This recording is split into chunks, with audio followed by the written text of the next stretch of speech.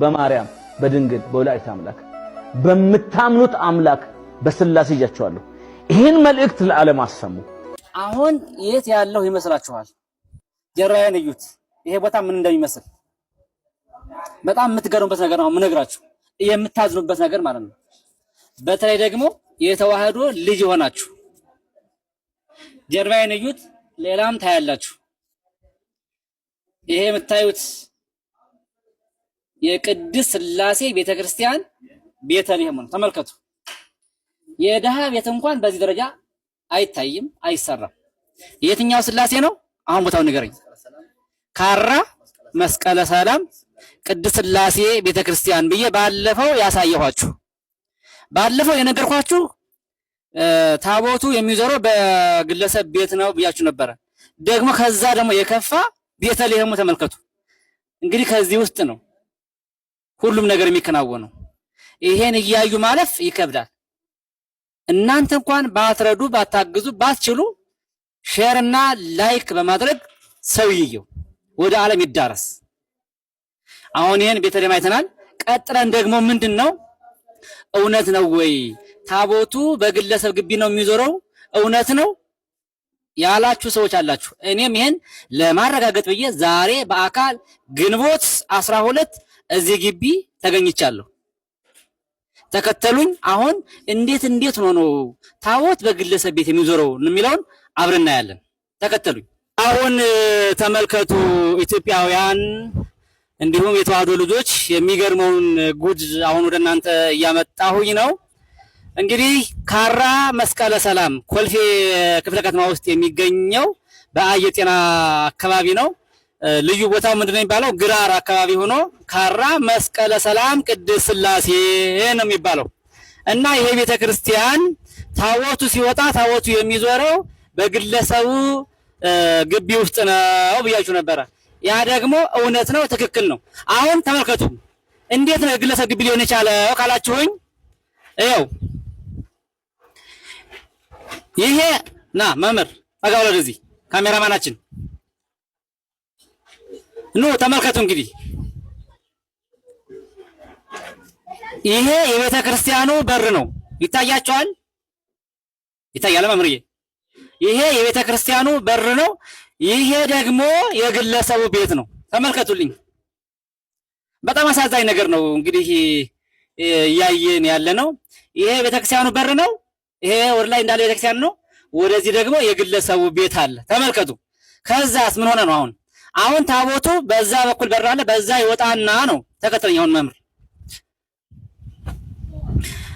አሁን እዛው ተሆንና እንዲገባ ይኸው ይሄ የግለሰቡ ቤት ነው ብያቸዋለሁ። ታቦቱ በዚህ በኩል ይመጣና ተመልከቱ፣ በዚህ በኩል መጥቶ ተከተለኝ። ይሄ የግለሰቡ ቤት ነው ብያቸዋለሁ። ተከተለኝ። ያው በዚህ ጋር ይወጣል፣ ከዛ በዚህ ይወጣል ታቦቱ። ተመልከቱ። አዎ እንደዚህ ይወጣል። እዛች ጋር ሄድና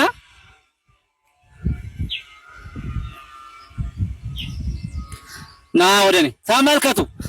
አሁን ታቦቱ በዚህ ይወጣና ይሄን ቤት የግለሰብ ቤት አካሎ ነው እንግዲህ ይሄን አካሎ በዚህ ይዞራል ማለት ነው። ይሄ እንግዲህ በዘመኔ በህይወቴ በታሪኬ አይቼም አላውቀው ጉድ ነው የገጠመኝና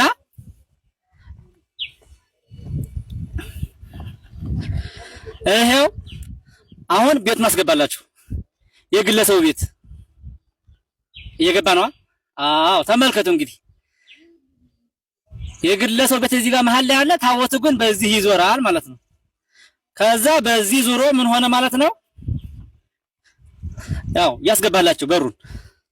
ይሄው ይሄ የግለሰብ ቤት ነው። ይታያቸዋል? ይሄ የግለሰብ ቤት ነው፣ በሩ ነው። አሁንም እንደዚህ አካሎ ይዞራል።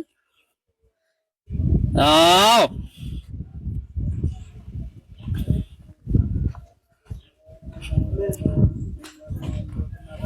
ከዛ ታቦቱ እዚህ ጋር መጣና በዛች በኩል ግባ መምህር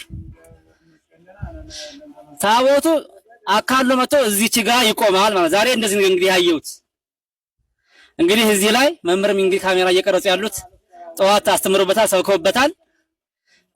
በጣም ነው የሚገርመው ነው የሚያሳዝነው ነገር ምንድነው ደግሞ ካላችሁኝ ይሄ አስገባ መንገድ ይሄ መተላለፊያ መንገድ ነው